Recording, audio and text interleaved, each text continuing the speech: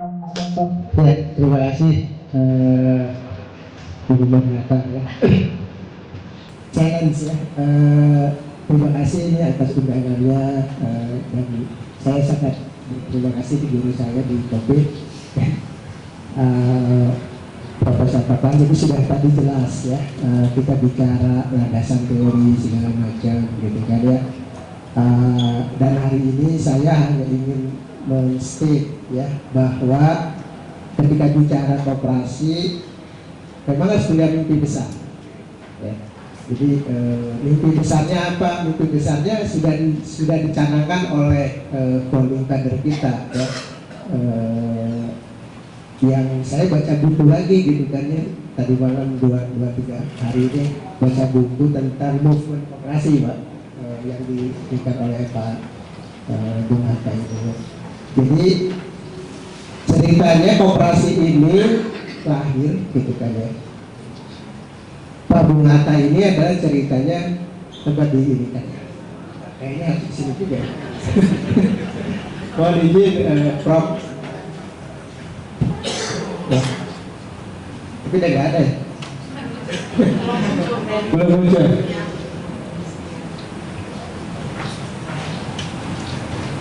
Kayaknya materi saya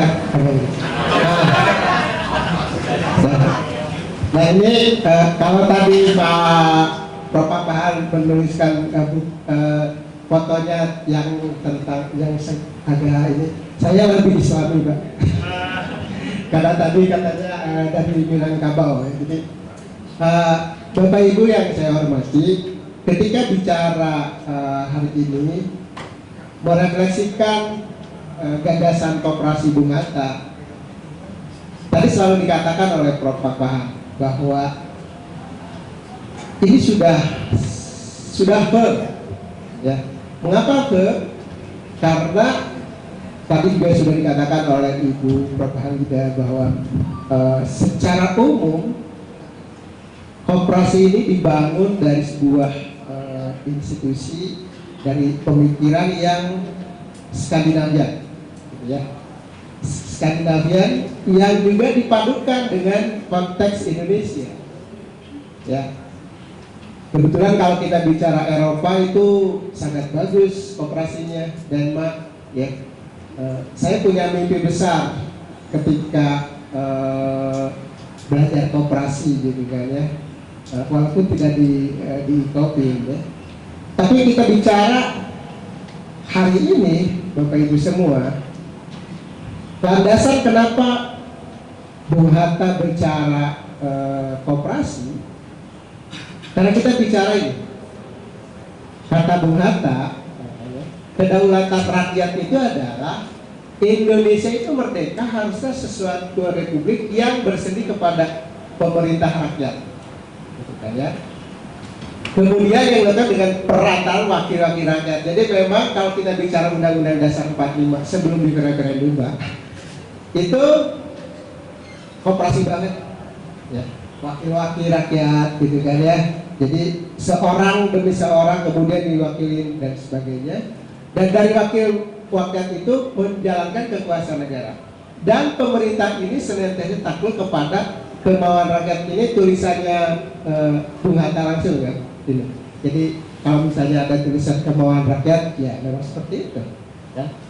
Yang dinyatakan oleh Badan Perwakilan Rakyat atau referendum, keputusan rakyat dengan suara yang dikumpulkan.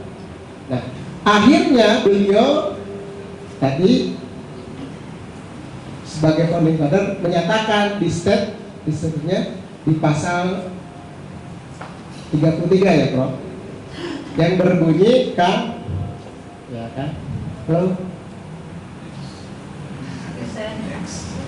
ya, perekonomian disusun sebagai usaha bersama berdasarkan atas asas kekeluargaan yang hari ini kalau 3198 itu di referendum asas kekeluarganya Prof ya.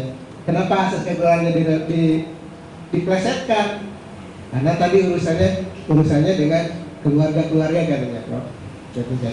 Jadi jangan sampai oh ini mah keluarga-keluarga, padahal kalau kita bicara ke asas kekeluargaan maka di sana tidak akan ada corruption, tidak akan ada moral hazard dan lain-lain. Jadi inilah sebetulnya makanya saya ingin mengingatkan kita semua bahwa kenapa sih koperasi ini tidak sedikit tadi menggantung gitu ya. Karena tadi urusannya kita seringkali tidak memahami hal yang fundamental. Ya. Kenapa Bapak Ibu? Kalau kita bicara Bung Hatta, terus kan, nah, prinsip koperasi berdasarkan prinsip kekeluargaan dan gotong royong, sehingga gotong royonglah, ya. Kalau di Eropa gotong royong nggak ada, ya. Tapi prinsip kekeluarganya ada, ya Bapak Ibu.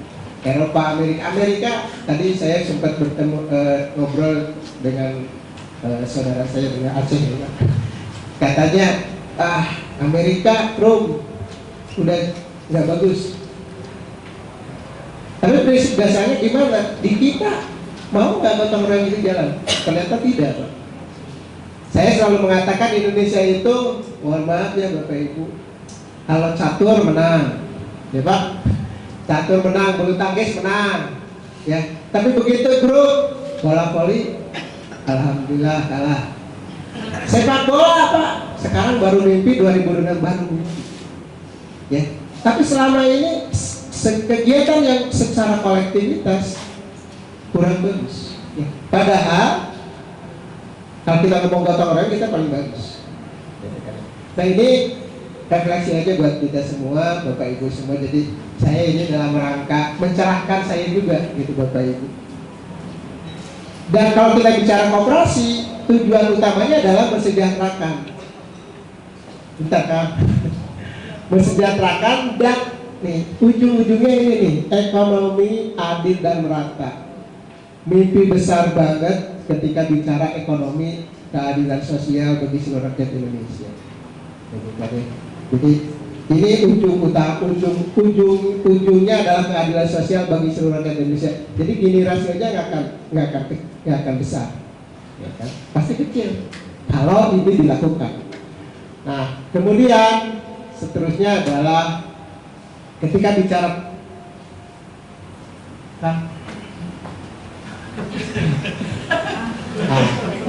kenapa kita bilang penting koperasi gitu kan ya? Bapak Ibu semua sekolah bisnis kita semua rata-rata relatif teman-teman semua itu tidak belajar koperasi ya Pak. Sekolah bisnis relatif tidak belajar. Tapi kita di ekonomi Unpad dan karena kita bicara secara utuh, maka kita menginginkan mahasiswa kita dan tadi Prof. Rizky sudah mengatakan Unpad inginnya terus, ya. Kenapa? Karena kita bicara koperasi itu sebagai akses sumber daya manusia, sumber daya, kemudian tadi mendorong ekonomi lokal. Tadi Prof. Papahas sudah mengatakan kalau Jawa Barat pertaniannya bagus, kita nggak akan kekurangan pangan. Dan hari ini Bapak Ibu semua, ke depan pangan akan menjadi perang yang cukup tinggi, ya. Makanya saya setuju lah nanti dengan KDRP, ya. Jadi, kalau misalnya KDRP-nya tadi dengan syarat. Nah, kenapa kita koperasi? Karena ada penciptaan lapangan kerja, kemudian ada promosi keadilan sosial. Jadi keadilan sosial ini dibangun atas nama koperasi. Next, ya, supaya tidak terlalu lama. Nah, peran koperasi di Indonesia tadi, ya Bapak Ibu, kita bicara prinsip gotong royong dan itu harus menjadi tulang punggung kita, ya kan? Usahanya demokratis, kemudian juga tadi pembangunan ekonomi lain. Jadi saya sangat yakin kalau misalnya kita bicara tadi pemikiran Bung Hatta ini dijalankan dengan bagus, dengan real, ya tidak ada yang menafikan. Kenapa? Karena tadi Pak Prof. Papahas mengatakan di Amerika bahkan koperasi bagus, ya. Kalau di Eropa udah jelas, ya. Skandinavia, Eropa Barat, itu Jerman sendiri, Raiffeisen Bank itu salah satu koperasi terbesar di Jerman. Maka mungkin Bapak Ibu kita mengingatkan kita semua, sel itu dibangun atas fondasi koperasi di sini di Indonesia, tapi atas nama Belanda, kemudian jadi perusahaan terbesar hari ini. Kemudian siapa lagi?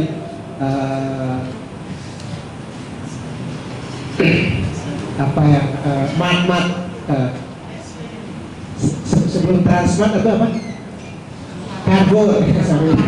Carrefour itu adalah di sananya adalah koperasi. Ya, jadi Bapak Ibu. Rabobank itu koperasi. Jadi sebetulnya Bapak Ibu sudah banyak institusi koperasi itu yang bagus. Hanya kurang tadi sosialisasi aja.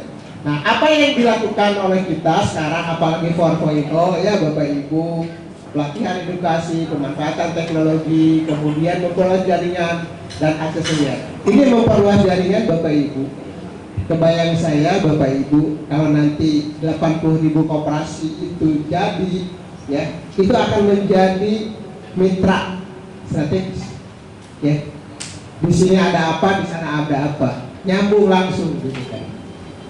Bukan kayak sekarang, mungkin kalau sekarang saya selalu bilang, ayolah Indonesia saja dibangun, ya kan cukup. Ya.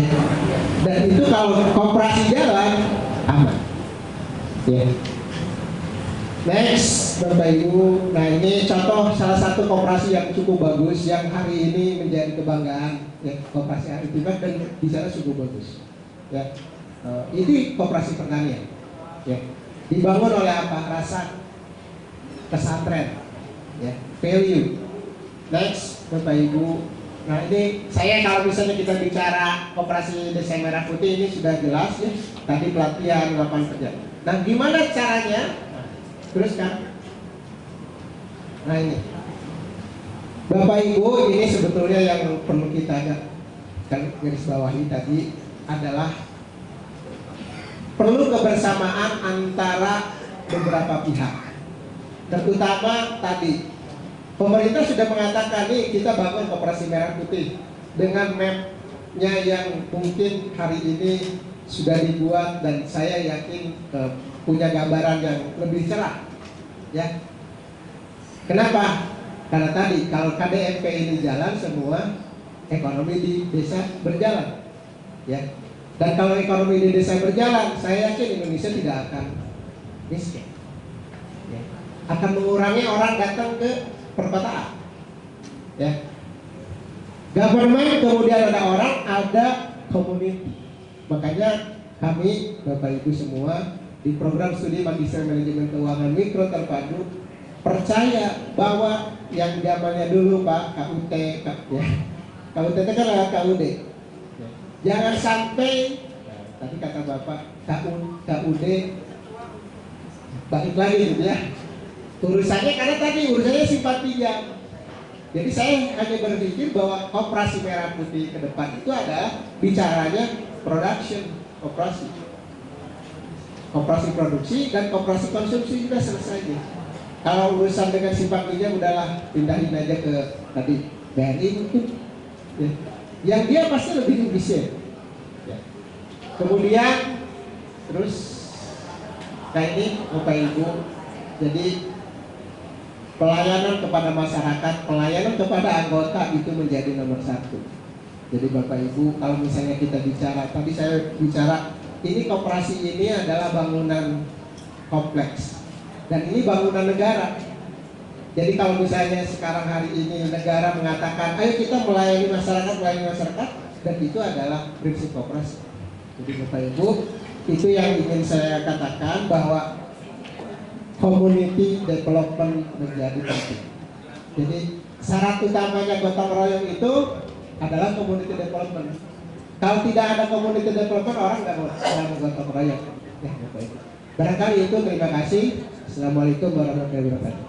Terima kasih Pak Asep yang telah memaparkan.